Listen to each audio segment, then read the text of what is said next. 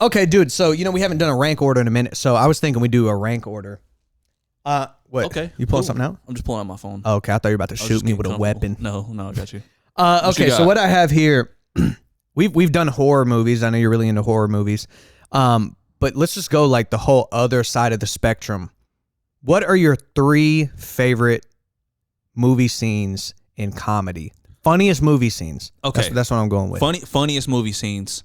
The ones that you think are the funniest. Yo, I'm funniest going to scenes. catch a lot of slack for this because people love their comedy and people's types of comedies are so different, right? Yeah. I could say a million things and people be like, bro, you forgot about this one. So, yep. But these are mine. These are the ones that made me cry, curl over on the floor in tears, gasping for air because I was laughing so hard. Okay. Number 3 is, it's got to be Tropic Thunder. When Ben Stiller's character is running back, trying to get to the helicopter, and then you got Robert Downey Jr. as blackface. Going, survive! But there's just rounds upon rounds of automatic machine gun pistols shooting him in the back. He's going, survive! And then when he dies, he's getting so much.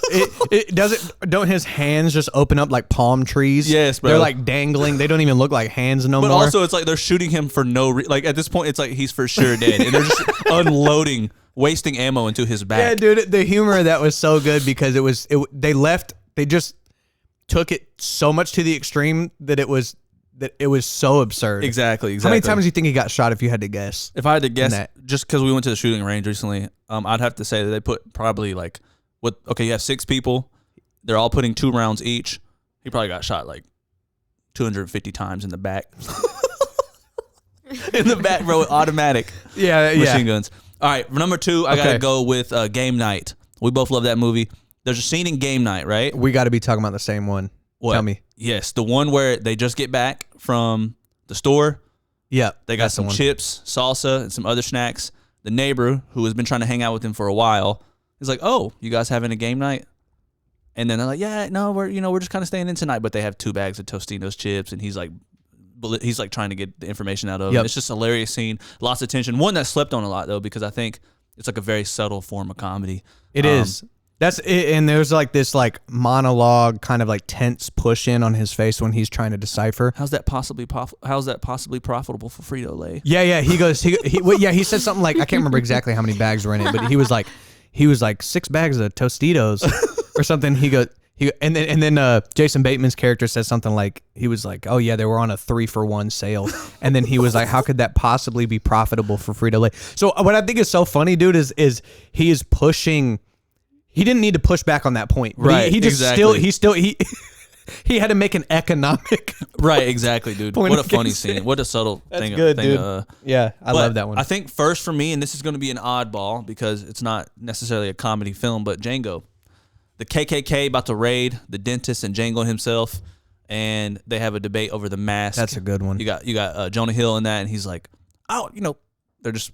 It's a funny scene. It's hilarious. Every time I watch it, I'm laughing.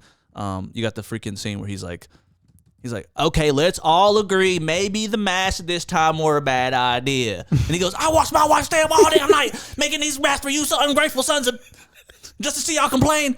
Don't ask me, it's mine's for nothing. Yeah. I don't know why I just try to sound like Chris Rock, but that's what he sounded like. No, dude, I actually think that scene is really funny because how often do you see the KKK depicted in any like real way? Because it's always like a caricature, like we talk about extremely like an evil character, right? Yeah. But you always talk about like how people are more dynamic than that. So you have this entire, you know what I'm saying? And granted, they made that their primary personality trait, right, which is racism, right? But you also have like the same types of conflicts where like people are like, of course, like, my wife, my wife worked hard on this, and you guys are being ungrateful. Like literally, she stayed up all night toiling over this. Her fingers were hurting, pressing against the sewing machine. You know what I'm saying? So I think it's funny that Tarantino just gave like such a side angle. Also, it was kind of a bitch mode angle too. Like he's like really like. It's almost something so insignificant. He goes, all that matters is that the horse got to see. So he's like, put the mask on and start riding, or something like that. And then they start riding, and then they don't know where they're going, and they get obliterated. It's just a funny scene, bro. Yeah, dude, that's a good one, bro. That's my top 3, bro. Yeah, baby, need top 5 when I'm done going mental. Yeah, I'm locked in, you can peep my credential, I'm in the lab all winter, all summer. Yeah, I went dumb, now I'm about to go dumb and throwing way more.